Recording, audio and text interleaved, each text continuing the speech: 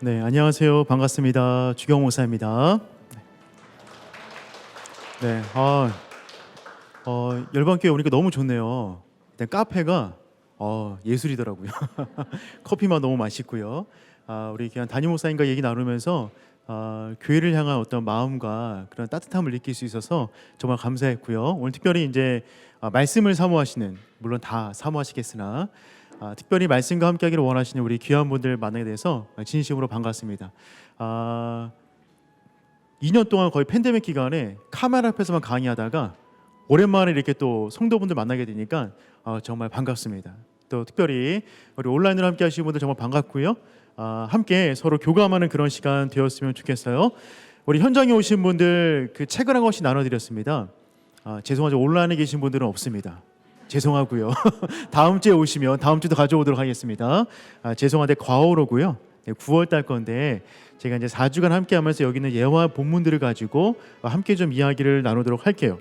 네, 오늘 특별히 우리 귀한 교회에서 우리 큐티 세미나를 함께 하게 되었는데요.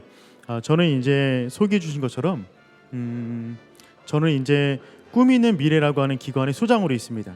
교회는 오륜교회라는 곳에서 사역하고 있고요. 오륜교회에서 지금 11년째 교육 담당으로 사역하고 있고요. 교육부서 전체 교육 커리큘럼을 짜고 교회 안에 교육 체계를 세우는 일을 해오고 있습니다. 오륜교회에서 사역을 하면서 제가 이제 오륜교회 교육국장으로 사역하다가 한 2년 반쯤 되었을 때 제가 이제 커리큘럼을 만들었어요.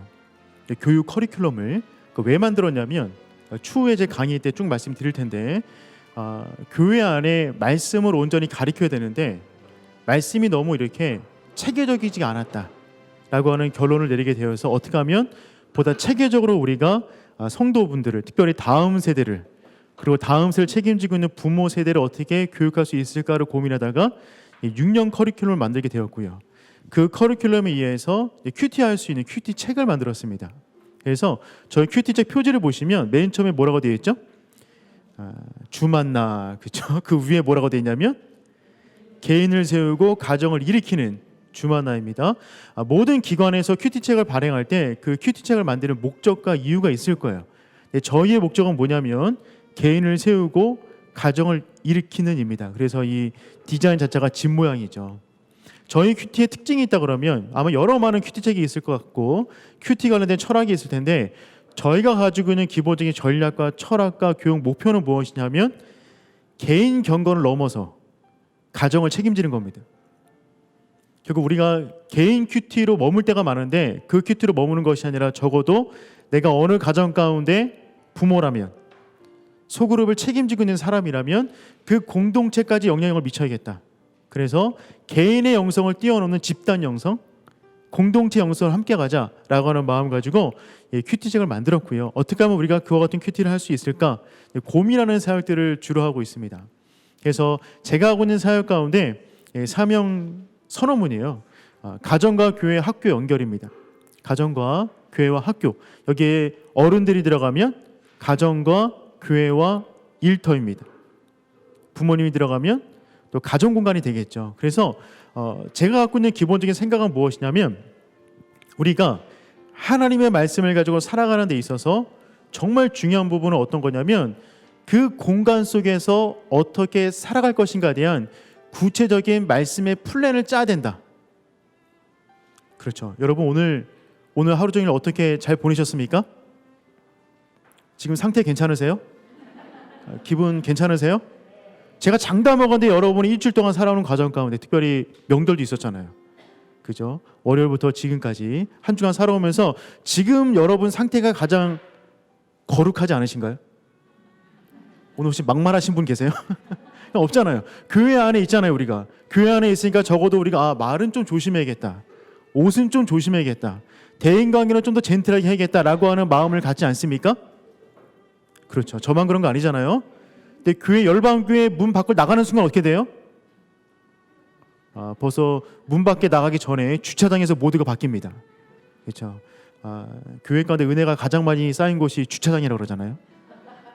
받은 은혜 다 쌓아놓고 집에 가는 거예요. 거기서 다 쏟아 부어놓고. 공간이 바뀌면 모두가 바뀌어요. 사람은 공간의 지배를 받게끔 되어 있습니다. 여러분이 지금 이 안에 계시니까 이렇게 계신 거예요. 온라인에 계신 분들 이렇게 계신가요? 그렇지 않죠. 온라인에 계신 분들은 아마 뭐 누워 계시는지 어떤 잘 모르겠습니다. 어쨌든 사람은 공간의 영향을 받게 되어 있어요. 그래서 교육에서 되게 중요한 부분은 어떤 부분이냐면 그 사람이 살아가는 공간 자체를 변화시키는 겁니다. 그러니까 우리가 주일날 은혜를 경험했어요. 그 은혜를 가지고 살아가기 위해서 정말 중요한 것은 무엇이냐면 여러분이 이제 가정에서 어떻게 살지에 대한 플랜, 자녀관계, 부부관계, 일터, 학교에서 내가 어떻게 살아갈 것인가에 대한 구체적인 계획과 전략을 짜는 겁니다. 그게 없으면 실은 우리는 일주일간에 살아갈 만한 그러한 계획과 다짐이 없으면 우리는 믿지 않는 사람하고 별로 삶의 양태가 구분되지 않을 수 있는 거죠. 그래서 교육의 가장 중요한 부분은 가정, 교회, 학교, 아이들의 예로 빈다면 생태계의 변화입니다. 생태계. 저희의 큐티의 목적, 물론 큐티를 말씀의 적용, 묵상이라는 큰 범주에서 본다 그러면 어떻게 하면 이 말씀, 내가 묵상한 말씀을 가지고 내가 살아가는 생태계를 변화시킬 수 있을 것인가? 말씀 자체에 문제가 있습니까? 없죠. 말씀 자체에 무슨 문제가 있겠어요? 씨 뿌리는 자의 비유를 기억하시죠? 씨앗을 뿌렸어요. 길가, 돌밭, 가시밭, 좋은 땅. 농부의 문제가 없습니다. 씨앗의 문제가 없고요. 기후 다 똑같아요. 그런데 수확물의 차이가 있죠. 차이는 어디서 나는 거냐면 생태계에서 나는 겁니다. 그 씨앗이 뿌려진 생태계가 어디인가? 돌밭이면 아무리 좋아도요 뿌리를 내릴 수가 없어요. 가시밭이면 자라다가 찔려서 열매를 맺을 수가 없는 거예요. 중요한 것은 이 말씀 자체가 문제가 아니라 그 말씀을 가지고 내가 살아가는 생태계가 어디냐가 문제인 거죠. 교회 오면 좋아요. 잘 자라는 것 같아요. 왜냐하면 생태계 좋잖아요. 가정으로 가면 어때요?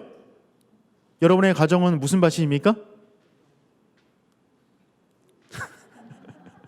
가시밭길인가요? 길가인가요? 그러면 씨앗이 제대로 자랄 수가 없는 거예요. 그래서 어떻게 하면 우리가 생태계를 변화시킬 수 있을 것인가? 가 저희가 갖고 있는 가장 큰 고민 중에 하나입니다. 꿈 있는 미래라는 기관은 이제 사역한 지 제가 만들고 계속 한 지가 한 8년쯤 되는데요. 감사하게도 국민일보에서 매년마다 교육기관 그 상을 줘요. 열심히 한 기관들. 저희 기관이 지금 작년까지 5회 연속 기독교 브랜드 대상을 받았습니다. 어떤 사역들을 하고 있냐면 저희는 이 큐티를 아까 말씀드렸듯이 개인 공동체를 넘어서 이 그룹으로 넘어가고 적어도 가정을 변화시키자라고는 목적이 있어서 다음 세대의 변화와 현 세대의 변화를 꿈꿉니다. 그래서 전 세대의 교육 커리큘럼을 가지고 있고요. 전 세대가 어떻게 말씀 앞에 헌신할 수 있을까를 고민하고 있어요. 그래서 지금 우리나라에 저희 이런 주만나 그리고 저희 컨텐츠와 함께하는 교회가 한 4,000에서 4,500여 교회들이 있습니다. 해외에 또한 전체 지부가 17개 지부가 있어서 함께 이와 같은 교육들을 나누는 일들을 하고 있어요. 저는 오늘 뭘 할 거냐면 앞으로 4주간 여러분과 함께 이 말씀을 가지고 어떻게 내 개인을 넘어서 공동체를 변화시킬 수 있을 것인가와 관련된 이야기를 나눌 건데 저는 오늘 그 전반적인 이야기 속에서 우리가 왜 이와 같은 교육이 필요한가, 왜 개인 묵상을 넘어서 공동체로 가야 될 것인가 라고 하는 그 철학적인 부분, 이 당위적인 부분에 대한 이야기를 좀 나누도록 하겠습니다. 그래서 오늘 여러분에게 나눠드린 책 한 권 나눠드린 것이 이제 주만나라는 거고요. 주만나의 의미는 뭘까요? 주님을 만나자. 또 있고 또 만나. 매일같이 만나 먹었잖아요. 주 만나. 제 이름은 주경훈입니다. 그래서 제가 성을 땄다는 얘기는 아닌데 주 만나, 주님을 만나자, 주님께 주시는 만나를 먹자라는 마음으로 이렇게 책을 기획하고 함께 교육하는 일을 하고 있어요. 이런 이야기를 좀 시작하고 싶네요. 전설적인 복서죠. 마이클 타이슨. 그가 한 유명한 명언이 있어요. 누구나 다 그럴싸한 계획을 가지고 있다.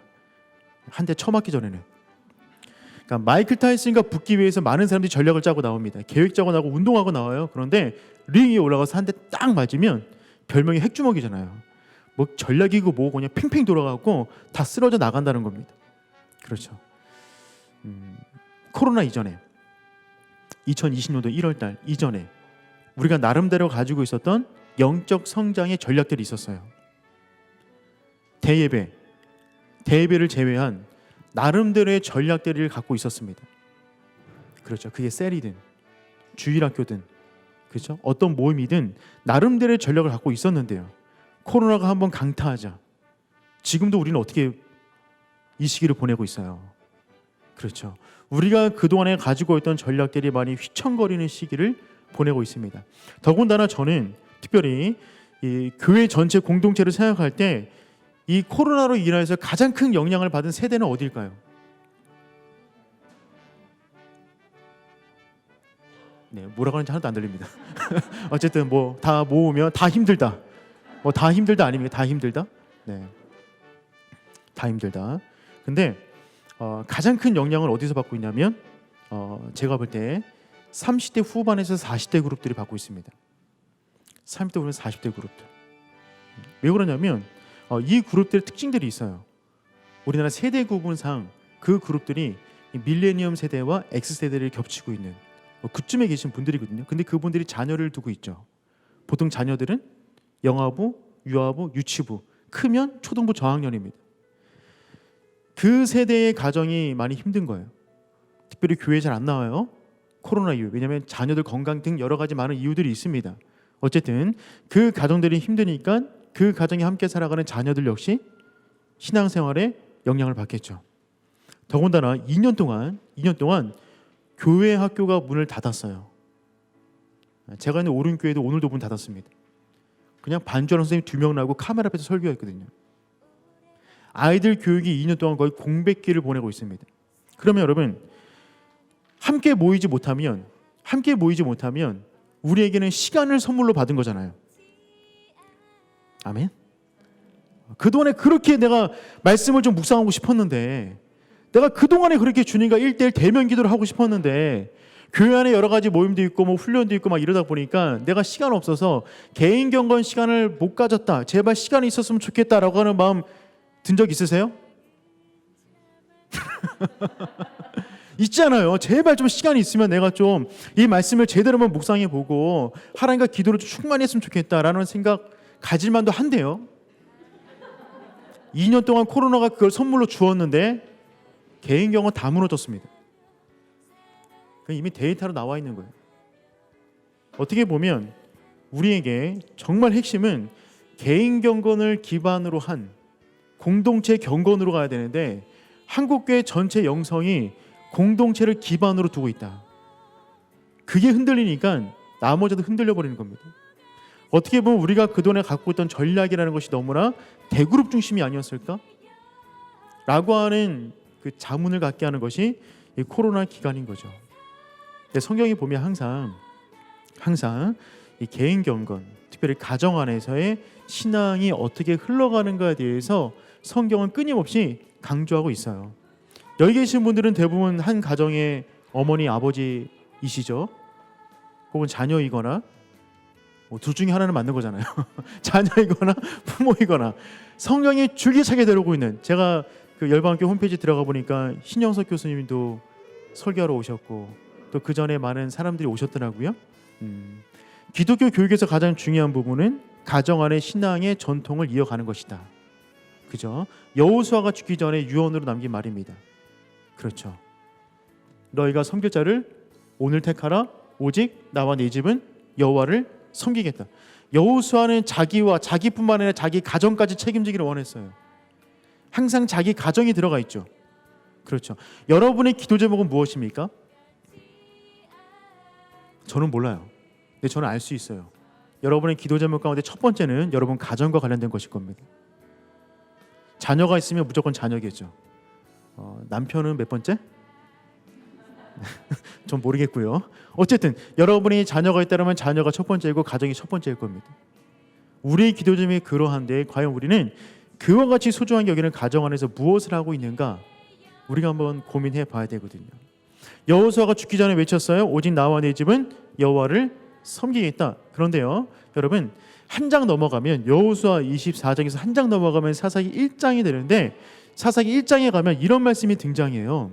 어떤 거냐면 므낫세가 벳산과 그에 딸린 마을들의 주민과 다낙과 그에 딸린 마을들의 주민과 돌과 그에 딸린 마을들의 주민과 이블람과 그에 딸린 마을들의 주민과 어떤 도시와 그에 딸린 마을들 쭉 말한 다음에 뭐라 그러냐면 마을들의 주민을 쫓아내지 못하며 가나안 족속이 결심하고 그 땅에 거주하였다. 여러분, 여호수아가 죽기 전에 내린 유언은 뭐냐면 오직 나와 네 집 여호와를 섬기겠다. 그런 다음에 내린 명령은 무엇이냐면 가나안 땅까지 남아 있는 7 족속을 다 무찔러 내라는 겁니다. 쫓아내라는 거예요. 이미 정복전선 통해서 국가는 망가졌고 국가는 무너뜨렸어요. 7 족속. 근데 남아 있는 사람들이 있었어요. 그 사람 내어 쫓으라. 왜요? 그것은 가나안 땅에 들어오기 전에 하나님이 모세에게 주신 말씀이에요. 그렇게 해야 돼. 약속의 땅에 들어가면 그 땅을 거룩한 땅으로 바꿔야 돼 라고 어떻게 보면 하나님의 말씀으로 명령을 주었고 그 말씀을 지켜야 되는데 이스라엘 백성의 사람들이 그 말씀을 지키지 않았다고요. 그 땅 주민을 내어주지 않았어요. 왜요? 이런 거예요. 야 모세 죽었고 여호수아 떠났고 시대가 바뀌었어. 그렇게 말씀을 그렇게 믿으면 안 돼. 합리적으로, 이성적으로, 객관적으로 점잖게 믿어야지. 그렇게 말씀을 그렇게 삶에 적용하면 되겠어? 우리 피 흘리지 말자. 대신 걔네도 좋고 우리도 좋고 나름대로의 계약을 맺자. 그래서 살게 하자. 그냥 싸우지 말자. 대신 조공을 받자. 그러면 걔네도 좋고 우리도 좋고 좋은 거 아니야? 좋은가요? 헷갈리기 시작하죠. 그래서 쫓아내지 않았대요. 그랬더니 그 사람들이 이제 어떻게 했다고요? 족속이 결심하고 그 땅에 거주하였더니 처음에는 합리적 이성적인 것을 말했는지 모르겠어요. 그 다음에 어떻게 됐냐면 이들이 결심하고 그리고 가정을 함께 꾸리게 됩니다. 염려했던 일들이 벌어지기 시작하는 거예요. 가정이 섞이게 되었고요. 그리고 자녀들을 낳았죠.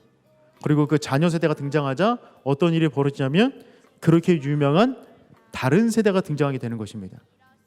여러분, 다른 세대는 한 번에 등장한 세대가 아니에요.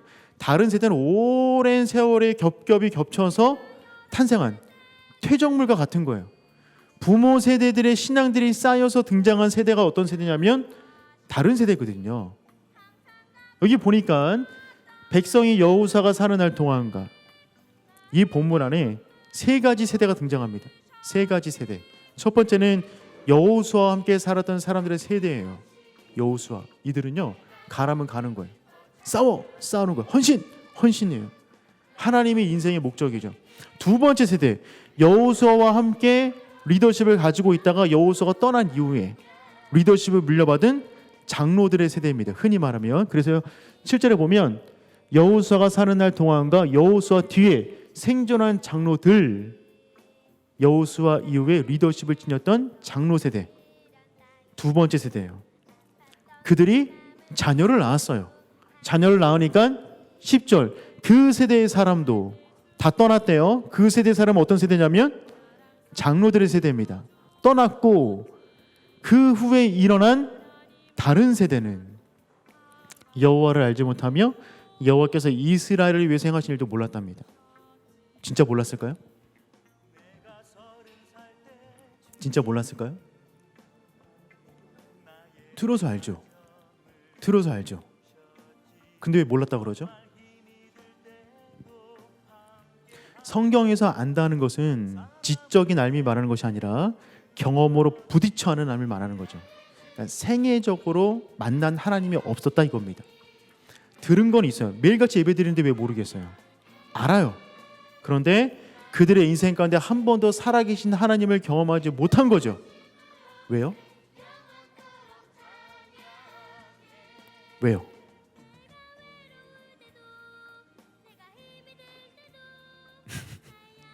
그들의 부모 세대를 통해서 살아계신 하나님을 보지 못했기 때문에 그래요. 이걸 제가 의자 비유를 들어서 한번 설명해 보도록 할게요. 여러분이 이 비유를 한번 보셨는지 모르겠는데 한 의자 하나는 하나의 세대입니다. 한 세대. 두 번째 세대. 그리고 세 번째 세대입니다.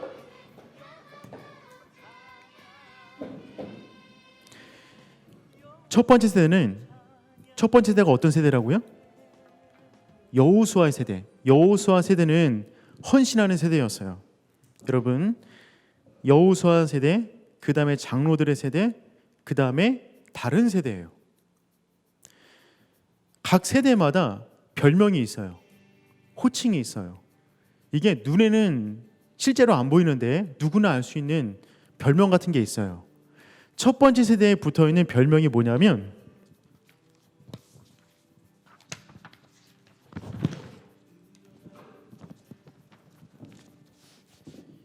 헌신입니다. 헌신. 여호수아 세대, 그러니까 여러분 조부모 세대입니다. 그들의 신앙의 특징은 헌신이었어요. 그분들의 인생의 자리, 삶의 중심, 가치관의 중심, 세계관, 재정관리의 중심, 그들의 인생 중심은 그냥 헌신이에요. 그들은 자기 생각이라는 게 별로 없어요. 그냥 하나님의 말씀이 인생의 기준인 거죠. 그래서 자신들의 인생의 기준 가운데 하나님을 안 칩니다. 본인들은 어디에 있어요? 본인들의 삶의 자리는 어디에 있죠? 그 밑에 무릎을 꿇는 거예요. 자기 자리가 없어요. 그냥 하나님의 자녀 교육을 이렇게 해야 돼. 하나님 이렇게 예배해야 돼. 이렇게 섬겨야 돼. 그러면 그게 그냥 인생의 기준인 거예요. 다른 고민 없어요. 딱 두 가지죠. 내가 하나님의 말씀을 온전히 따르고 있는가?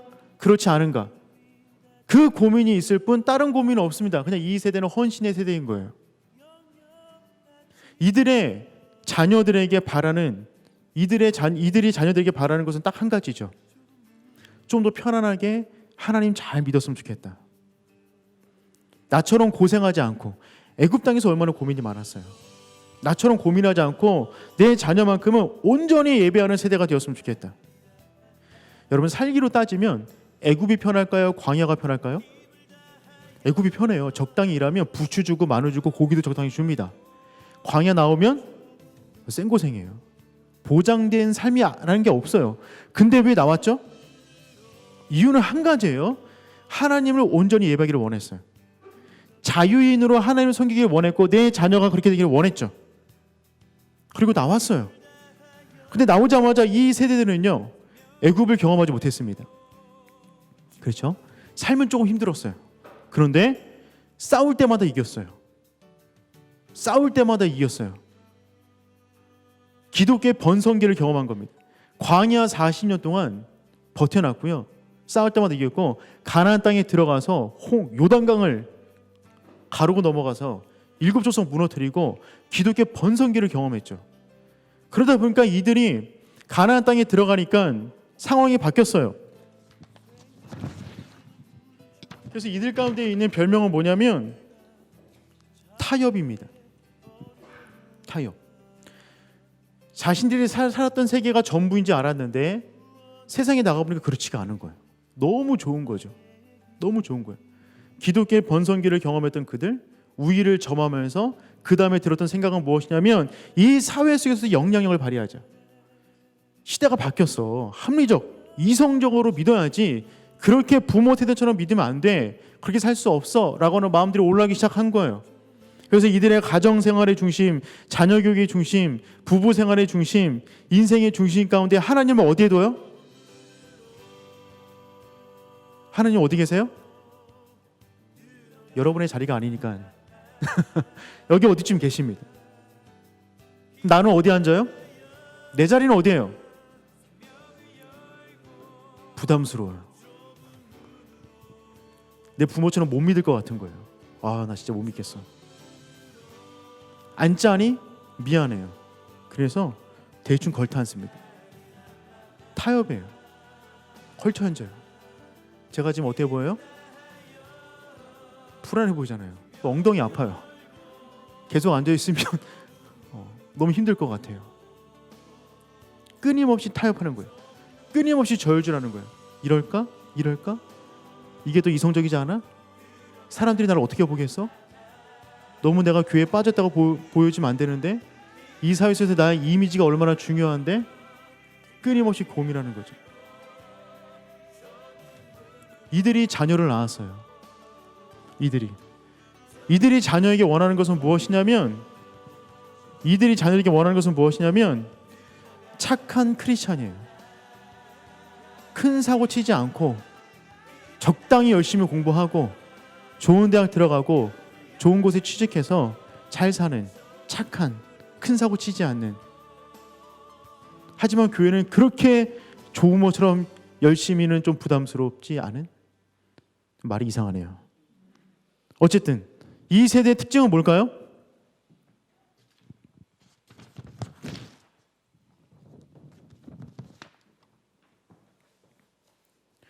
대립이에요. 대립. 이들은 인생의 가치, 재정 상태, 자녀 교육, 결혼의 기준, 가정에서 흘러가는 그 모든 것들에 대해서 다른 생각을 지니고 있어요. 이들은 한 번도 기독교의 번성기를 경험하지 않았습니다. 조부모 세대처럼 기독교의 핍박도 경험하지 않았고요. 그들의 부모 세대처럼 기독교의 번성기도 경험하지 않았어요. 이들은 태어나자마자 어떤 상황이냐면 기독교가 꺾이고 있는 상황이었어요. 사사기의 상황을 보세요. 기독교가 꺾이고 있는 상황이었어요. 기독교가 힘을 잃어가는 상황이었어요. 지금으로 말하면 기독교 혐오 시대인 겁니다. 끊임없이 대립하고 내가 어떻게 하면 이 땅 가운데 잘 살 수 있을까를 고민하는 세대이죠. 이 세대 가운데 인생의 중심, 가정생활의 중심, 인생의 목표, 비전, 사명, 그 모든 것에 있어서 이 중심에는 하나님이 어디 계실까요? 보이지가 않아요. 그러면 이 세대의 자리는 어디예요? 그죠? 그냥 당당히 앉는 겁니다. 하나님은 모르겠어요. 근데 여러분, 이들도 알아요. 이들도 알아요. 자기가 삶 속에서 실제적 크리스찬으로 살아가는지 넌 크리스찬으로 살아가는지 이들도 압니다. 이들이 하나님을 찾을 때는 종교 안에 기독교라고 쓸 때만 찾는지 모르겠어요. 실제적으로 이들이 삶의 현장에 살아가면서 고민하는 삶의 중심에 굉장히 중요한 부분 속에서 하나님이라고 하는 요소를 넣는지 안 넣는지 이들도 압니다. 지금 시대 가운데 가장 무섭게 증가하고 있는 종교가 어떤 종교인지 아십니까?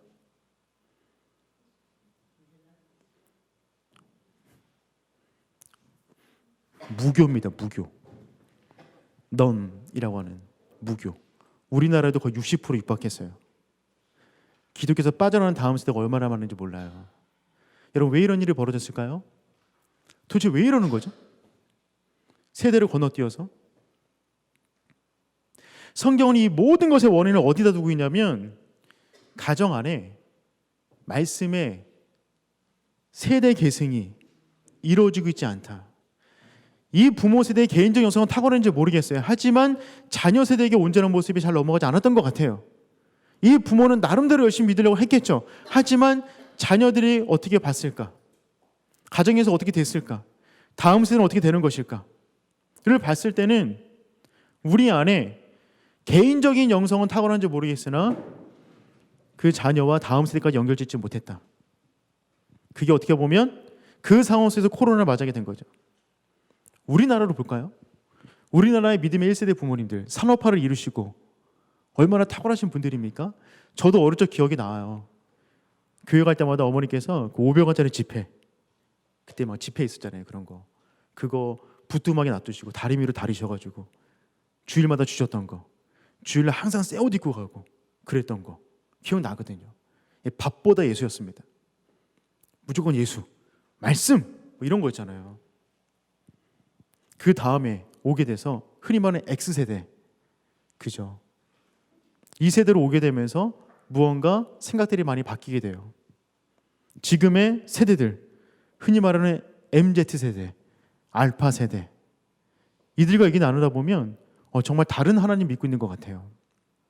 더군다나 이 아이들은요, 기독교 혐오 시대를 살아갑니다. 코로나 이후에 내가 예수 믿는다는 말을 어디 가서 당당히 못하는 시대 가운데 이 아이들이 자라나고 있죠. 결국 이 모든 문제, 코로나가 오든 뭐가 오든 이 모든 문제를 해결할 수 있는 가장 근본적인 것은 저는 결국 말씀에 대한 사모함, 말씀에 대한 깊은 영성, 내 안의 영성을 뛰어넘어 적어도 내 가정까지 책임질 수 있는 그러한 말씀에 대한 영향력이 내 안에 있는가 하는 것이 가장 중요한 부분이라고 저는 생각이 되어져요. 세대를 좀 더 흘러가 보면 이런 일들이 벌어지기 시작합니다. 사사기 18장 넘어가면 이런 일이 벌어져요. 단 자손이 자기들을 위해서 집에 우상을 만듭니다. 그러면 안 되잖아요. 우상을 만들었으니까 우상의 복을 빌어줄 사람이 필요하겠죠. 제사장이 그러면 또 안 되잖아요. 돈 받고 개인 집 들어가서 우상 앞에 복을 빌어주는 거예요. 근데 그 사람이 누구라고요? 모세의 손자요. 게르솜의 아들인 요나단이래요. 모세는 어느 자리에 있는 사람이에요? 헌신의 자리에 앉은 사람이죠. 이 사람이 핏대를 세워서 외쳤다고요? 이스라엘에 들으라. 우리 하나님 여호와는 오직 유일한 여호와시니 너는 마음을 다하고 뜻을 다하고 힘을 다하여 내 하나님 여호와를 사랑하라. 누구에게 주신 말이에요? 부모에게. 너는 집에 앉았을 때든지 집 안에 살아가는 부모에게 주신 말씀이 쉐마 말씀이라고요. 그렇게 살아야 돼 라고 핏대를 세워 외쳤는데 그분의 아들 게르솜으로 가고 그 아들 요나단까지 오자 어떤 집안에 복을 빌어주는 사람이 되었어요. 이 집안도 몇 대 건너뛰니까 이상한 그림이 나오기 시작한 거예요. 다윗은 누구예요? 하나님을 향한 뜨거운 마음이 있는 인물이잖아요. 그렇죠. 다윗. PPT를 보여주시면 다윗. 그렇죠. 비록 인간적인 실수는 있었으나 하나님에 대한 열정은 누구도 부인하지 못하는 인물입니다. 그런데 그의 아들 솔로몬은 오니까 타협하게 되죠. 여인을 1000명, 수많은 이방 나라들과 관계를 맺는 겁니다. 그리고 그 아들 르호보암으로 오게 되면 나라가 그냥 두동강이 나버립니다. 가장 탁월한 제사장 계열 집안에서도, 가장 덕망 높은 왕가의 집안에서도 이런 일들이 벌어지고 있는 거예요. 그러니 여러분, 그 사람이 어느 위치에 있는 사람이든지 간에, 어떤 사람이든지 간에 그 사람이 한 집안의 가장과 부모로서 그 사람을 평가하는 가장 중요한 기준, 하나님이 그 사람을 보실 때 가장 크게 보는 기준은 무엇이냐면 그 가정 내에서 믿음의 영적 제사장 되어서 가정 안에 세대 계승을 이룰 수 있는 것인가? 하나님은 그거 하나 보실 것 같습니다. 얼마나 귀한 사명이에요. 저는 실은 오늘은 이제 큐티 이런 모임으로 여러분과 만났으나 제가 주로 하는 일은 실은 교사들과 부모를 교육하는 일을 주로 하고 있거든요. 주일학교 교재를 만들고 교사 교육을 하고 있는데 제가 예상하건대 주일학교 교재는 이제 다 사라질 겁니다. 쓸 아이들이 없어요. 결국 주일학교 교재는 딱 하나 남을 거예요. 딱 하나. 그건 뭐냐면 부모입니다. 부모가 가장 탁월한 아이들의 교재예요. 부모가 살아가는 삶을 아이들이 읽어내립니다. 행간의 의미를 알고요. 부모들이 말하지 않아도 그 공간의 의미를 다 찾아내요. 그래서 내 부모의 상태가 어떠냐에 따라서 그 자녀의 상태가 결정되는 시기가 이미 우리는 살아가고 있어요. 코로나가 그것을 더욱더 분명하게 우리에게 도전해주고 있습니다. 이 사회에서 벌어진 일을 잠깐 다 아시겠으나 잠깐만 말씀드리면 지금 상황이 이래요. 2020년도에 우리나라는 데드크로스 현상이 벌어졌습니다. 데드크로스 현상이란 태어나는 사람보다 죽는 사람이 더 많은 거예요. 그럼 어떤 일이 벌어져요? 인구가 줄겠죠. 태어나는 사람보다 죽는 사람이 많다. 인구는 줄 수밖에 없다. 그러면 2020년도 합계 출산율이 0.84였습니다. 0.84. 현상 유지하려면 합계 출산율이 2.1이 나와야 돼요. 2.1. 둘이 결혼하니까 둘. 근데 1은 왜 붙었냐면 여러저러한 이유로 사망하는 아이들이 있는 거예요. 2.1이 나와야 현상을 유지하는데 0.84였거든요. 2020년도. 그래서 몇 명 줄었냐면 3만 명. 32,700명이 이미 줄었습니다. 2020년도에. 놀라지도 않으시는데 이거 엄청난 숫자예요. 우리나라 군 하나 사라진 거예요. 군. 작은 군이 7,000쯤 되거든요. 웬만하면 2만, 3만, 7만. 크게는 7만까지. 군 하나 사라졌어요. 이제 우리나라는 매년마다 군 하나씩 사라질 겁니다. 섬뜩하지 않나요? 근데 여러분 2020년도는 인구 줄기 전부터 우리나라가 20년도부터 주목하던 한 해였어요. 20년 전부터. 2020년도가 위기다는 것을 2000년대부터 알았다고요. 어떻게 알았냐면 2000년대 태어난 아이들의 숫자를 보니까 이 아이들이 대학 갈 때 20년 지날 때 위기겠다. 왜냐하면 대입적으로 다 못 채울 것 같은 거예요. 그거 언제 알았다고요? 20년 전에. 그래서 20년 전부터 어떤 일을 했냐면 225호전을 쏟아 부어서 뭐 신혼부부 뭐 환경 개선 뭐 이런 것들 막 아이 나면 지원해주고 뭐 이런 것들을 끊임없이 했어요. 근데 상황은 더욱더 안 좋아지고 더욱더 안 좋아졌죠. 예상한 대로 2020년도가 되자 대학 정원을 다 못 채우게 되는데 이 빨간색 짙은 거 있죠. 대학 정원을 다 못 채운 학교들이 많이 밀집한 지역 컬러예요. 그러니까 우리나라는 이제 벚꽃 피는 순서대로 대학 문을 닫을 겁니다. 벚꽃 피는 순서대로. 이미 벌어지고 있는 현상이죠. 그러면 2020년도에 몇 명 모자랐냐면 17,842명 모자랐어요. 무슨 얘기예요? 다 대학 갈 수 있다. 할렐루야? 아니에요. 상황 더 안 좋아진 거예요. 지금 더 안 좋아졌어요. 이거 언제 알았다고요? 2000년도에 알았던 게 현상으로 보여진 것 뿐이에요. 맞나요? 이걸 뭐라 그래요? 오래된 미래, 결정된 미래. 2000년도에 이미 결정된 미래예요. 20년 지나면 이런 일이 벌어지는구나 예견할 수 있는 거죠. 그렇죠. 그럼 대비를 했어야죠. 그런데 볼까요? 2024년도 몇 명 모자라다고요? 12만 명. 몇 년 남았습니까? 코앞. 바로 코앞. 바로 코앞이면 12만 명이 모자라요. 여기는 10,000명대인데 저기는 12만 명대예요. 무슨 20년 이야기가 아닙니다. 몇 년 있으면 벌어질 이야기입니다. 이거 뭐예요? 예견된 미래. 예견된 미래. 그러면 우리나라 이게 2020년도가 0.84였는데 이 문제를 고민하는 서영수 이분은 뭐라 그러냐면 올해 2021년도는 0.7대를 마감할 거다. 무서운 게 뭐냐면 언제 끝날지 모른다는 거예요. 떨어지는 합계 출산율이. 전 세계에서 유일한 국가입니다. 제가 우간다 쪽에도 교육 커리큘럼을 짜는 일을 하고 있는데 우간다는 한 가정당 아이들이 7명에서 8명이에요. 이제는 아프리카계가 전 세계를 주도할 겁니다. 아프리카계가. 그런데 내년에는 0.6대로 전망합니다. 그러면 20년 후에 또 어떤 일이 벌어지는 거예요? 예견된 미래예요. 그러면 이게 교회에 어떤 의미가 있는가? 교회에 지금 우리나라 가장 많은 기독교 인구는 X세대가 말하는 40세에서 50대 중반까지가 가장 많은 인구 비율을 차지하고 있어요. 아마 열방교회도 그럴 겁니다. 그런데 10년으로 가보면 가장 많은 세대가 변하지 않아요. 그냥 가는 거예요. 고령화되고 노령화된다는 거죠. 한국교회는 전 세계 교회 가운데 가장 쪼그라드는 교회가 될 겁니다. 태어나는 아이들은 점점 줄어들게끔 되어 있죠. 10년 더 가도 교회가 더 나이가 들어가는 거예요. 그래서 어떤 일이 벌어졌냐면 10년 사이에 한국교회는 엄청나게 많이 줄었어요. 영업은 17%, 19%, 32%. 10년 사이에. 사람들은 그럽니다. 인구가 주니까 주는 거 아닙니까? 인구가 주니까 그런 거 아닙니까? 그럼 볼까요? 이게 우리나라 인구가 주는 비율이에요. 유치부 29.8% 줄었거든요. 근데 교회는 32% 줄었어요.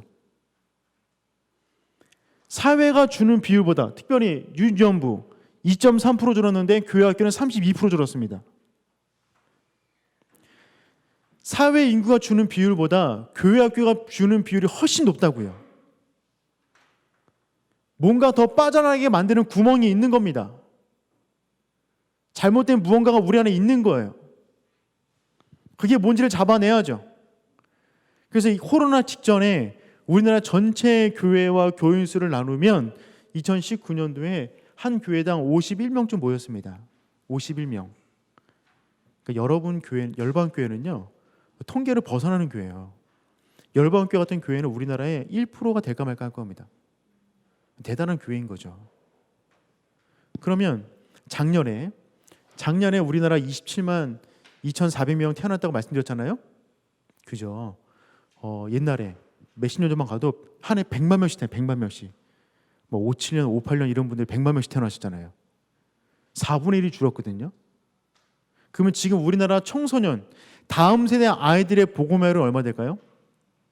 다음 세대 아이들의 보고마율? 우리나라 전체 기독교 보고마율이 17%쯤 됩니다. 17%. 아이들은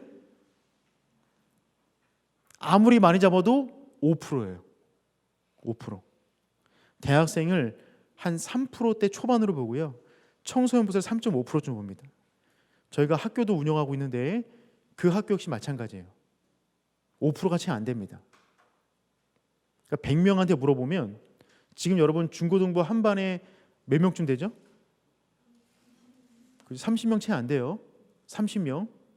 그러니까 복음화율이 3%라는 얘기는 무슨 얘기냐면 반 세 반쯤에서 예수 믿는 손 들어 버리면 그 중에 세 반쯤 한 명쯤 손 드는 거예요. 이해가 되시나요?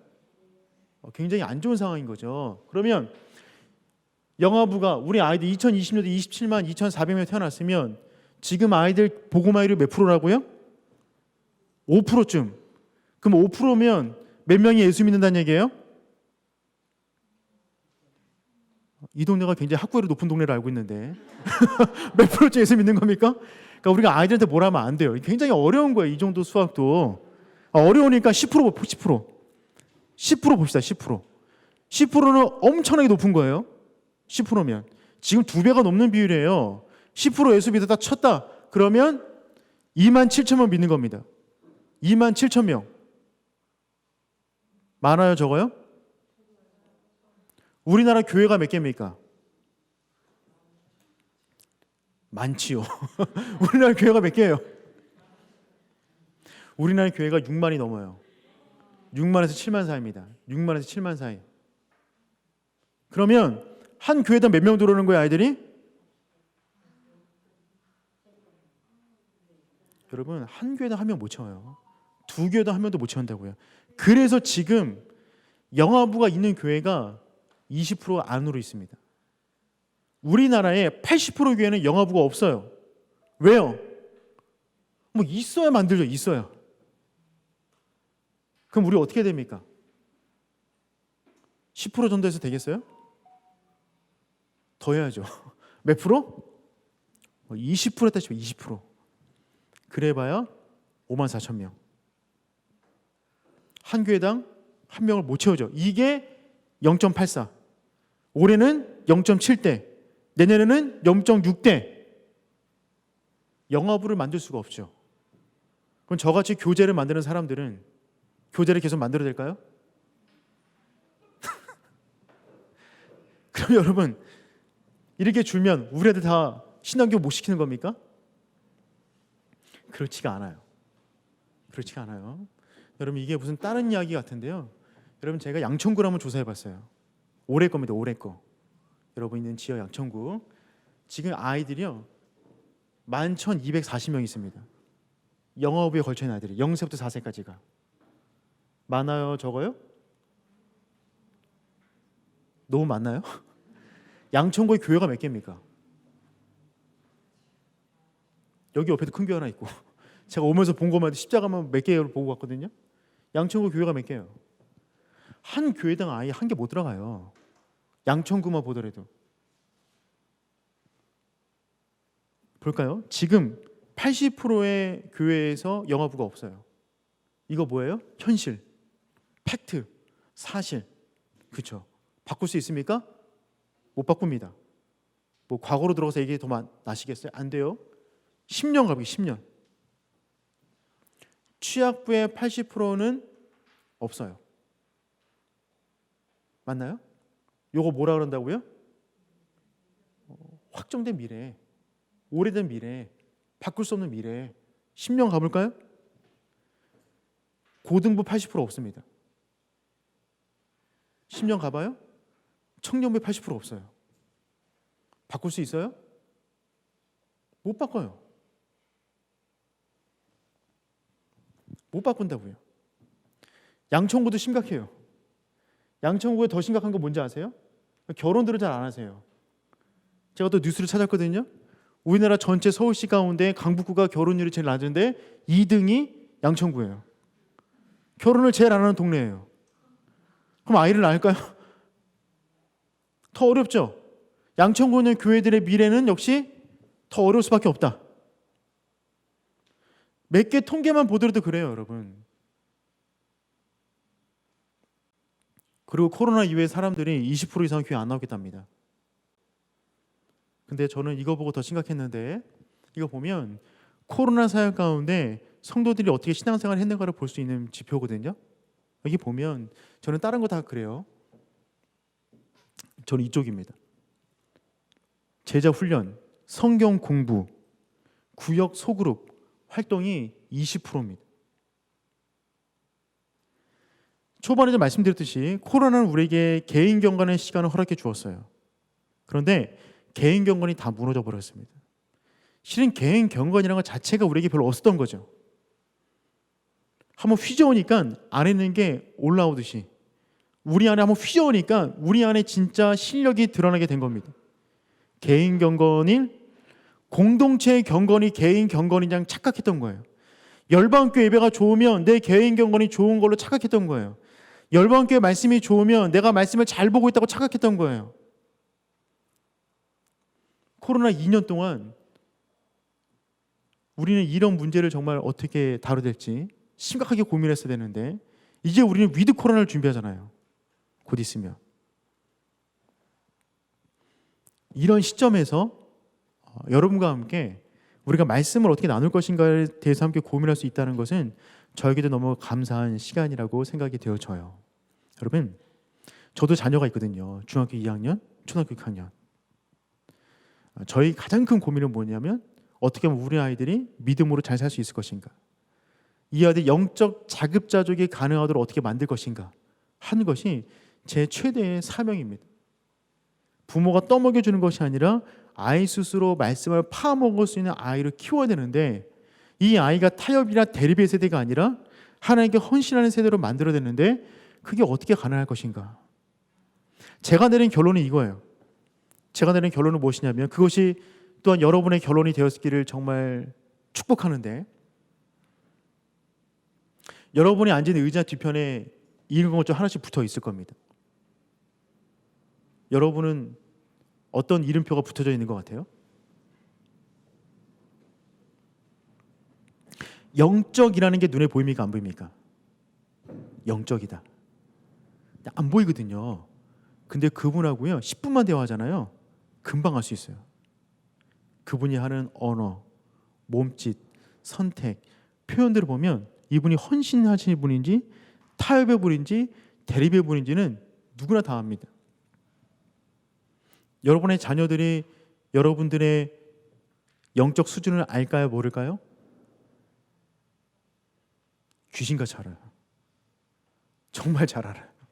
우리의 생얼을 누구보다 잘 알고 있어요. 그래서 이 결단이 필요해요. 여러분, 오늘 특별히 이 교육받으러 나오신 우리 온라인과 오프라인 통해서 오신 여러분은 여러분의 인생의 자리를 어디에 앉기로 결정하시겠습니까? 굉장히 중요한 질문입니다. 여러분 어디 앉으실래요? 제가 만나본 대부분의 부모님들은요 이 자리에 앉기를 두려워하십니다. 굉장히 두려워하세요. 보통은 이쯤 앉아 이렇게. 굉장히 두려운 자리죠. 여기에 앉았다라고 내가 말할 수 있을 것인가? 내가 그 다짐을 할 것인가? 여기가 말씀 묵상의 자리죠. 여러분, 우리가 여기에 앉아 있는데 말씀 묵상이 될까요? 말씀 묵상이 안 돼요. 여기에 앉아 있는데 말씀 묵상이 될까요? 머리가 복잡해집니다. 말씀을 공부는 할 수 있는데요 적용이 안 돼요. 여기 앉아 있으면. 말씀을 묵상한다는 것은 결국 그 자리 싸움입니다. 내가 어느 자리에 앉을 것이냐. 우리가 먼저 결단 내려야 돼요. 내가 이 자리에 앉겠다. 그러면 여러분의 자녀는 어느 자리에 앉기를 원하세요? 여러분의 자녀는? 제가 이럴 줄 알았어요. 첫 번째 질문을 헌신 막 몇 분 말씀하셨는데 자녀 문제로 들어가니까 말이 안 나오는 거죠. 놀랍게도 수많은 부모님들이 내 자녀를 이 자리에 앉히기를 굉장히 두려워하십니다. 이 자리에 앉으면 인생 망하는 줄 알아요. 이 자리에 앉으면 인생에서 왕따 당하는 줄 알아요. 못 먹고 사는 줄 알아요. 그러니까 우리가 말씀 묵상이 안 되고 말씀 적용이 안 되고 말씀대로 살아갈 수가 없는 거죠. 말씀을 주석 보고 연구하고 뭐하고 하면 뭐합니까? 그대로 살아가지 않을 건데. 그대로 살아가지 않을 건데 말씀을 연구하는 거는요, 인생을 복잡하고 힘들게 만드는 거예요.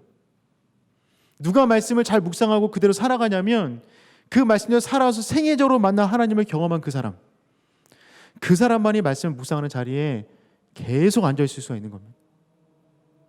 우리가 이 자리에 앉아있는데 자녀 보고 말씀 묵상하라고 말할 수가 없어요. 가정을 우리가 책임질 수가 없다고요. 여러분이 앉을 자리를 정하셔야 돼요. 여러분의 가족을 앉힐 자리를 정하셔야 돼요. 말씀 묵상이라는 것은 어떤 스킬에 관련된 문제가 아니라요, 내 인생의 중심을 어디다 둘 거냐의 문제입니다. 그 자리에 두면 내가 묵상하는 말씀이 뭐든지 간에, 그게 그냥 뭐 흘러가는 말씀인데 뭐든지 간에 그 말씀에 인생을 거는 거죠. 저는 여러분이 말씀의 인생을 거는 복된 분들 되었으면 좋겠어요. 그리고 그 영향력이 적어도 우리가 우리 가정을 변화시키는 그 지점까지 나아갈 수 있는 우리 복된 분들이 되기를 축복합니다. 저희는 이제 그런 목표를 가지고 이 큐티 책을 만들었어요. 물론 그런 내용들이 이 안에 다 담겨져 있냐, 그 깊숙한 면까지 이해하기 위해서는 좀 더 시간이 걸리겠으나 저는 그런 목적으로 큐티를 만들려고 합니다. 저희가 갖고 있는 철학은 뭐냐면 원안이 대안이다. 다른 대안이 필요 없다. 원안을 지키자. 하나님께서 말씀하신 것은 무엇이냐면 이 말씀에 너 인생을 걸어라. 이 말씀이 빛이고 길이다. 그러면 말씀을 묵상하는 거죠. 그 말씀 안에 우리가 살아갈 모든 원리와 원칙이 들어가 있다는 겁니다. 그런데 개인의 경건을 뛰어넘어 공동체와 가정을 변화시키기 위해서는 전략이 필요하겠다. 저는 그 전략을 원포인트 통합교육이라고 부릅니다. 원포인트 통합교육은 어떤 전략을 갖고 있냐면 하나의 말씀을 가지고 전 교회가, 전 세대가, 전 가정이 함께 묵상하고 함께 살아가는 것입니다. 동일한 말씀으로 함께 묵상하고 함께 살아가는 것이죠. 그래서 저는 그렇게 생각해요. 교육 그러면 이 중에 혹시 교사분들 계신가요? 주일학교 교사분들? 교육 그러면 주일학교 교사만의 문제가 아니라 교회 전체의 문제이다. 교회 전체. 그래서 결국 자녀를 살리기 위해서 부모 세대 살려야 되고 부모 세대가 살아나면 자녀 세대는 살아날 것이다 라는 생각을 갖고 있는 거예요. 그동안에 여러분, 이거는 아이들 표거든요. 아이들이 일주일간의 교회 오는 비율을 본 거예요. 1년 동안, 1년에 52시간, 52주잖아요. 코로나 전에 아이들이 보통 52시간에서 70시간 1년에 교회에서 머물렀습니다. 반면 가정에서는 3,000시간. 그렇죠? 코로나 기간에 아이들이 교회 1년에 몇 시간 정도 있었을까요? 제가 있는 교회 기준 20시간이 안 됩니다. 제가 있는 교회 기준 20시간이 안 돼요. 반면 가정에서는 6,000시간이 넘어갑니다. 그러면 어디에 영향을 가장 많이 받을까요, 아이들은? 가정이죠. 내 자녀의 영적 상태가 그런 것은 교회 문제가 아니에요. 아멘? 네.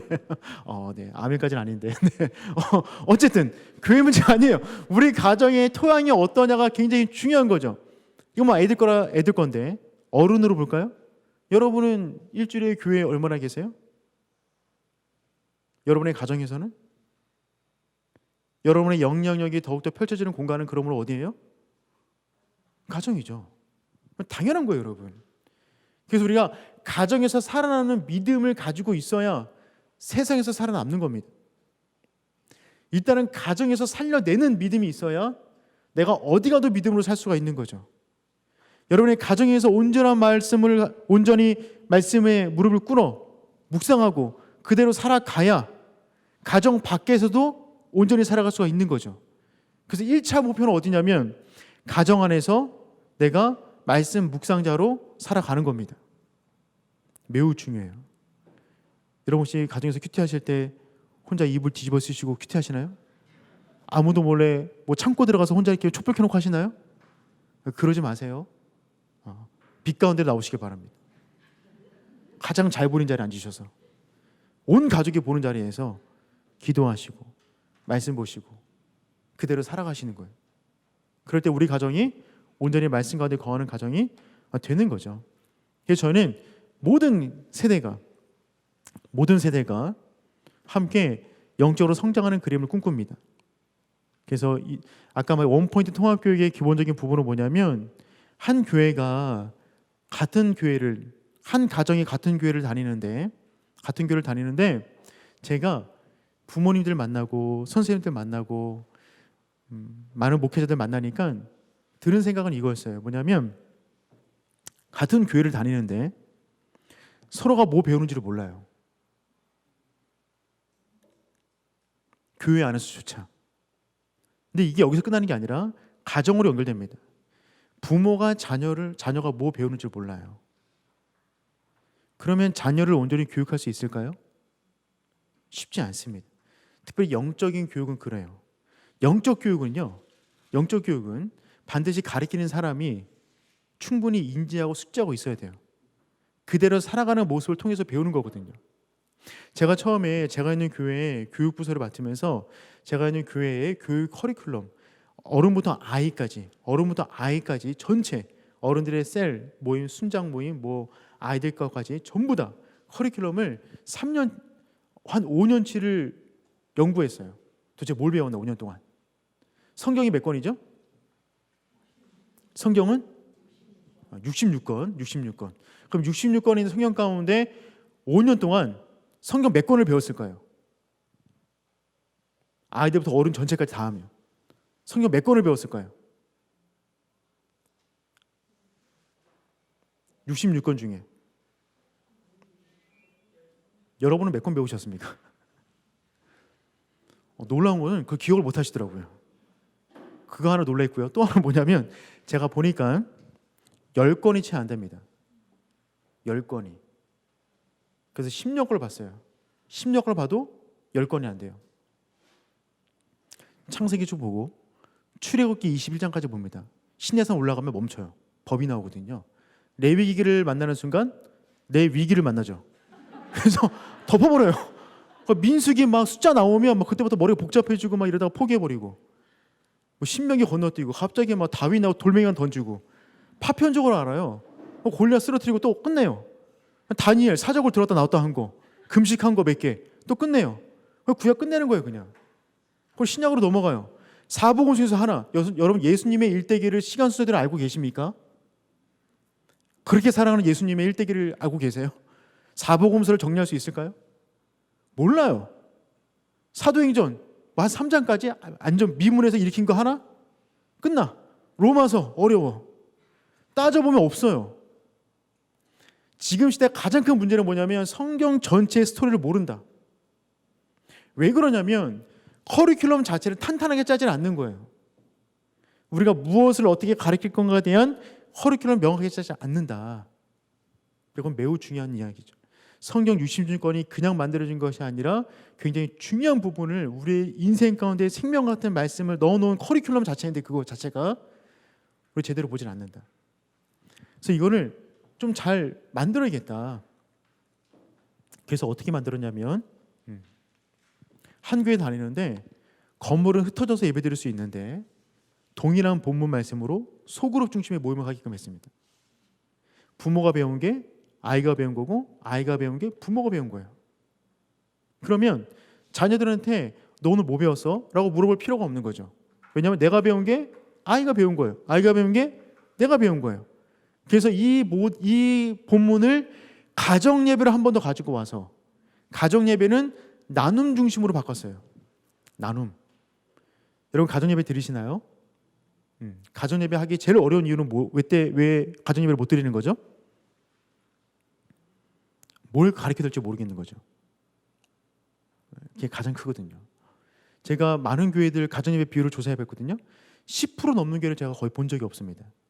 가정 예배 비율이 10% 넘는 교회가 심지어는 주일학교 선생님인데도 가정예배를 안 드리세요. 놀랍지도 않죠. 심지어는 목사님인데도 가정예배를 안 드려요. 장로님인데도 안 드려요. 부담스러운 거죠. 가르쳐야 된다는 생각 때문에. 저는 가정예배 이름을 식탁교제로 바꿨어요. 이 안에 있거든요. 그 방법에 대해서 4번째 주에 나누게 될 겁니다. 식탁교제. 그래서 저희는 나눔 중심입니다. 가리키지 못하게 합니다. 나누게 합니다. 각자의 소그룹에서 이미 그걸 한번 배웠어요. 그러면 본인 거를 그냥 말하면 돼요. 말하면 돼요. 창세기 12장에 아브라함이 하나님 부름받아 떠나는 장면이 있었어요. 그러면 저는 제 소그룹에서 그걸 나눴거든요. 그럼 저는 가정예배 갈 때 그냥 말씀 읽고요. 제가 결단한 것을 나누기만 하면 됩니다. 얘들 아빠가 이런 어려움이 있는데 이거 하나님이 떠나라고 말씀하시는데 아빠가 그동안 두려움이 있어서 못 떠나고 있었어요. 근데 아빠가 오늘 예배를 통해서 다시 한번 이런 부분 결단하고 떠나도록 해볼게. 아빠로서 기도해 줄래? 저는 제 얘기하면 돼요. 어려워요? 쉽지 않거든요. 근데 말씀하는 순간 놀라운 일이 벌어집니다. 아이들이 초롱초롱 들어요. 그 아이들도 말하죠. 아빠 제가 실은 핸드폰 하루에 2시간 보려고 노력했는데요. 실은 아빠 아시니까 모르겠지만 10시간씩 보고 있어요. 그럼 또 혈압이 올라가죠. 혈압이. 내가 그럴 줄 알았는데 얘가 이실 죽고 하니까 말 끝나기 전에 내가 부모님 끼어들죠. 그럴 줄 알았다고 이놈 새끼고.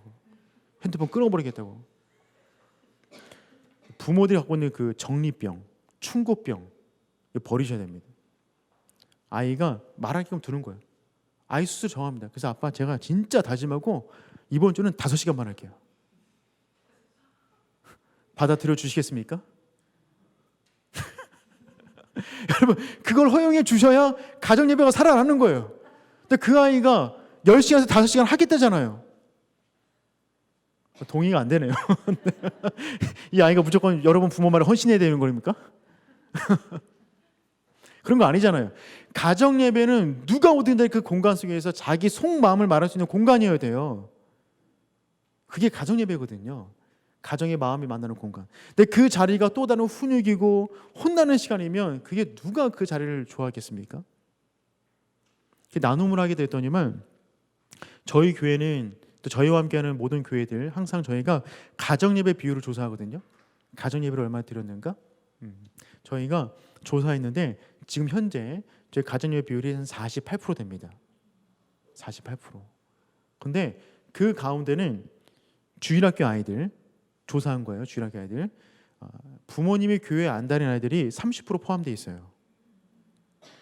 빼고 저희 교회 자녀와 부모가 함께 나오는 가정만 대상으로 조사하면 70%까지 올라가요. 저는 이런 교육을 지금 8년째 하고 있어요. 매년마다 가정예배 세미나를 하고 있고 부모 교육하고 있고 어떤 다양한 것들을 가지고 교육들을 해나가고 있습니다. 저희는 교회 학교든 셀이든 부모 교육이든 가장 중심에 이 큐티와 큐티를 가정에서 하는 가정예배를 강조하고 있어요. 그거 하나 잘 되면 저는 다 됐다라고 저는 믿습니다. 가정 안에서 믿음으로 살아내는 성도 만들면 잘한 겁니다. 그것만큼 더 가치 있는 게 뭐가 있겠어요. 저는 원포인트 철학 통합교회라는 원리 하에 그와 같은 교육을 하고 있고요. 그래서 어떻게 하고 있냐면 저희는 원포인트 하나의 포인트를 가지고 유아기, 아동기, 청소년기, 청년기 흔히 말하는 다음 세대잖아요. 다음 세대. 근데 이 세대가 건강하기 위해서는 유아기 외에 신혼기 부모님 계세요. 흰색. 신혼기의 부모님이 건강하지 못하면 유아기 아이가 건강할 수 없습니다. 아동기 위에 안정기 부모님이 계세요. 이분 굉장히 중요한 분들이죠. 청소년기 외에 장년기 부모님이 계세요. 갱년기 오신 부모님들. 이분들이 건강하지 않으면 청소년기 아이들이 건강할 수가 없는 거죠. 청년기 외에 중년기 부모님이 계세요. 그래서 세대를 연결한다.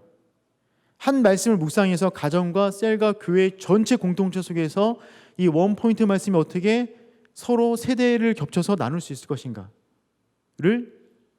도전하는 겁니다. 지금 시대에 가장 중요한 교육의 키는 조부모 세대에 있거든요. 조부모 세대. 그래서 신혼기 위에 중년 후기에 부모님들 계세요. 그분들이 지원해 주셔야 신혼기 부모 자녀들이 건강할 수 있고 건강해야 유아기 아이들이 건강한 거죠. 안정기회, 은퇴기, 장년기회, 노년기, 중년기회, 황혼기에 계신 부모님이 계십니다. 그래서 저희 목적은 뭐냐면 유아기, 신혼기, 중년, 후기, 아동기, 안정기, 은퇴기, 청소년기, 장년기, 노년기, 청년기, 중년기, 황혼기 3세대를 연결하여 어떻게 우리가 함께 말씀을 묵상하고 살아갈 것인가에 대한 방법들을 고민해내는 거죠. 그러면 정말 얼마나 놀라운 일이 우리 가운데 벌어지겠어요? 세대 간에 만나게 하는 겁니다. 세대 간에. 세대를 분리시키는 것이 아니라 세대를 만나게 해서 그 안에서 세대 간에 좋은 영적인 자양분을 주고받게 만드는 거죠. 이를 위해서 전 세대가 함께 할 수 있는 커리큘럼을 구성했어요. 성경 66권 가운데 구속사적 흐름에 의해서 이 큐티 본문을 구성하기 위한 아이들 교재와 셀 교재를 만들기 위한 커리큘럼을 구성했고요. 이 커리큘럼대로 진행하게 되면 6년이 한 번 돌면 성경 전체를 전부 다 큐티할 수 있고, 그리고 중요한 뼈대를 가정 예배와 셀 그룹에서 나눌 수 있는 그런 모델로서 저희가 커리큘럼을 구성했고요. 목표는 뭐냐면 원 포인트, 본문은 같으나 큐티에서 적용할 때 내용이 달라지는데 영아부 아이들은 생명, 취학부 아이들은 성장, 청소년기는 성숙, 청년은 변화, 부모는 세대 계승. 목표하에 적용점은 다릅니다. 본문은 같으나 적용점은 달리 두어서 전 세대가 하나의 본문을 가지고 일주일간 살아가서 세대와 세상을 계승하게 한다라는 목적 가지고 저희가 이와 같은 교육 활동을 해 나가고 있고요.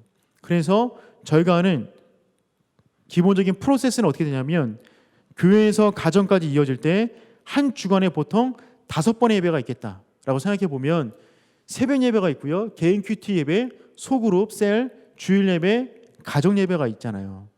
5번. 이 5번을 각각 다른 말씀으로 나누는 것이 아니라 큐티를 중심으로 한 하나의 본문 말씀 가지고 반복적으로 지속적으로 나누는 겁니다. 새벽 예배를 이 책으로 하고요. 그리고 개인 큐티를 이걸로 하고요. 소그룹을 이 안에 있는 본문을 하나 가져와서 소그룹을 나누고요.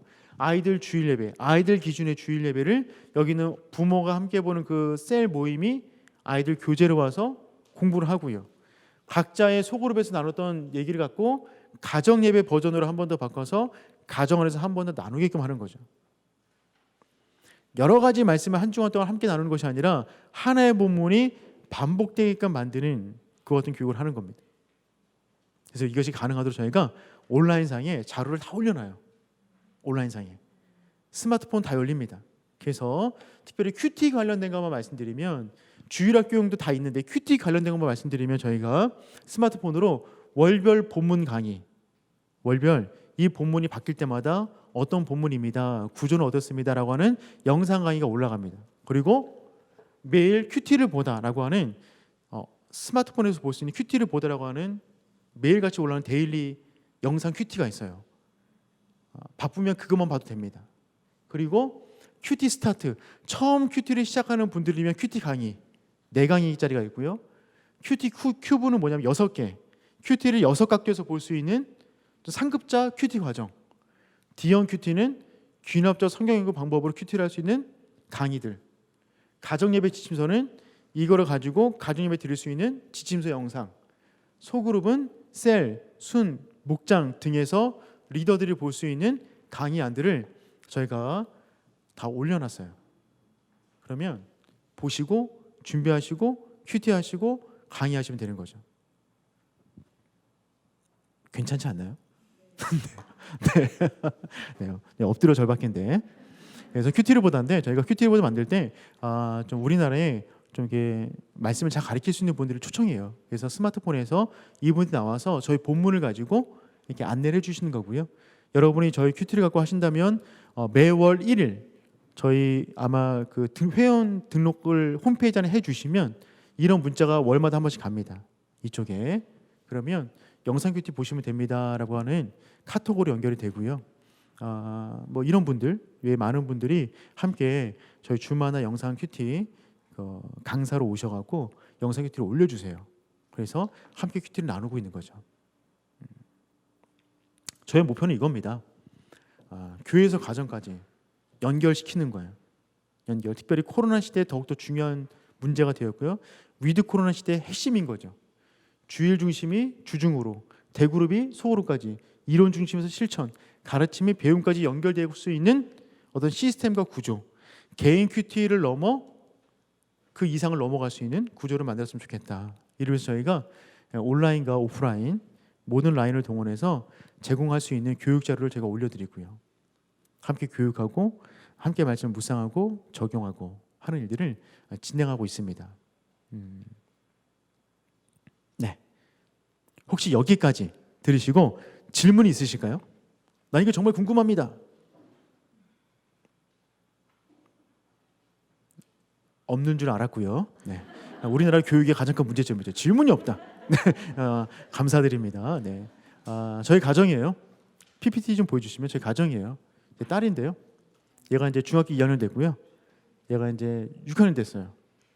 이제 어느 날 수요예배 마치고 집에 들어왔더니만 얘네들이 갑자기 무릎 꿇고 자기 앞에 앉으래요. 그러니까 아빠 흉내 내는 거예요.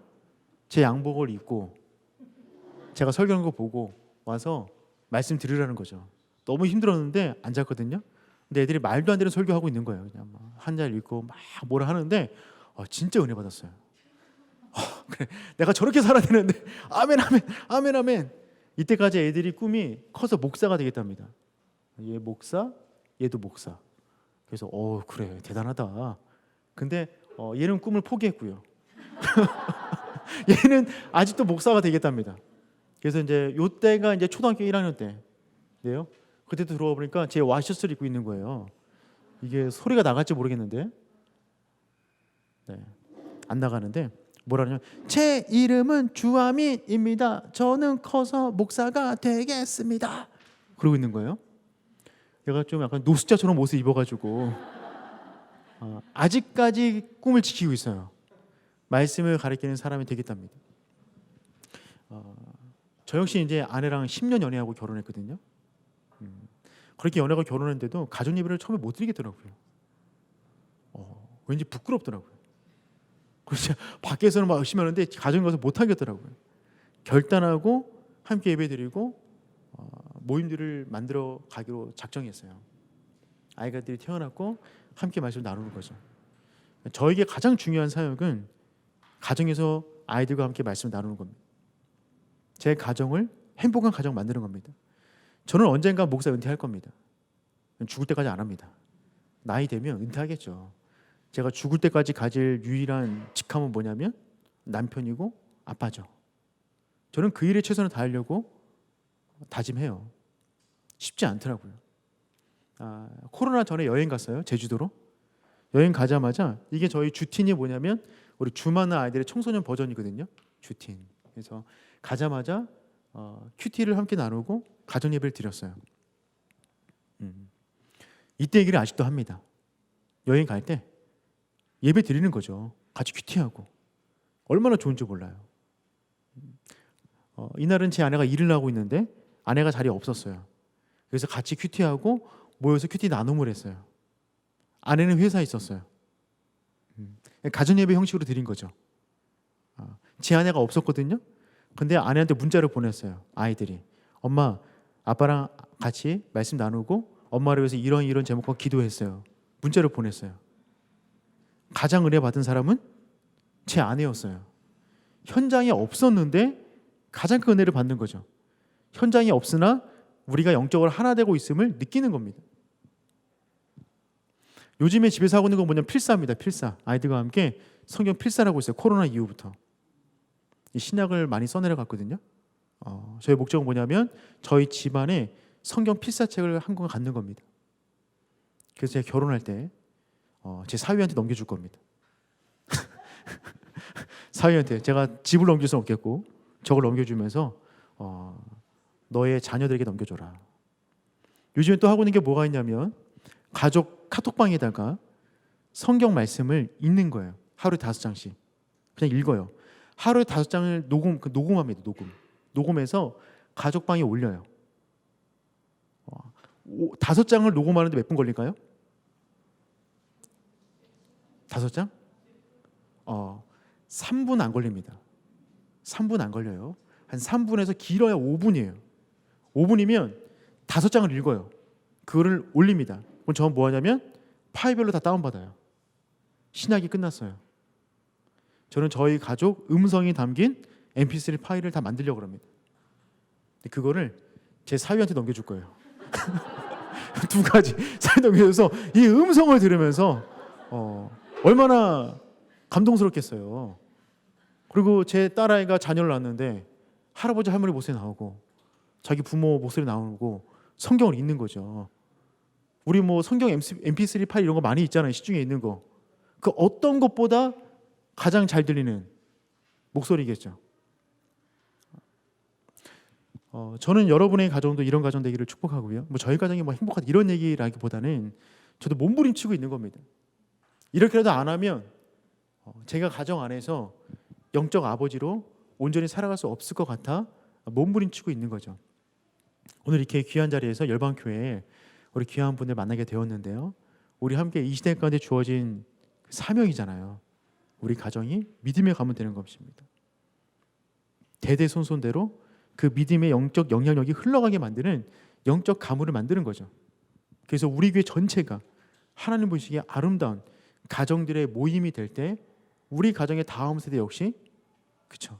아까 말씀드렸던 것처럼 우리 다음 세대가 많이 힘들 것이 예상이 되어지고 주일학교가 제대로 구성되지 못할 것 같고 교제도 없어질 것 같으나 염려 없어요. 가정이 살아나면 문제가 없습니다. 가정이 살면 아이들은 살아나기 때문에 그렇습니다. 우리가 이제 다음 주부터 그럼 구체적으로 이 말씀을 어떻게 묵상할 거냐라고 하는 그런 실제적인 묵상법에 대해서 얘기를 나누도록 할게요. 오늘 제가 이 전체적인 그림에 대해서 한번 설명을 해드렸습니다. 너무 감사드리고요. 제가 한번 기도하고 마치나요? 네, 제가 한번 기도하고 마치도록 하겠습니다. 하나님 감사합니다. 이 시대 가운데 하나님께서 우리를 불러주시고 특별히 하나님 코로나 시대를 살아갑니다.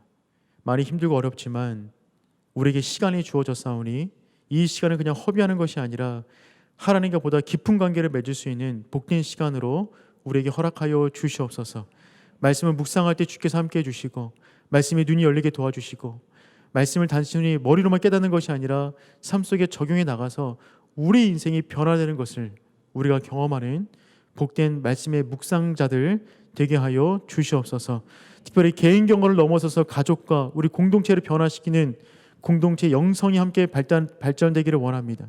하나님께서 은혜를 주시고 이 코로나 시대 어려운 시대 가운데 우리 영성과 가정과 교회가 다시 한번 말씀으로 하나 되는 복된 공동체 되게 하여 주시옵소서.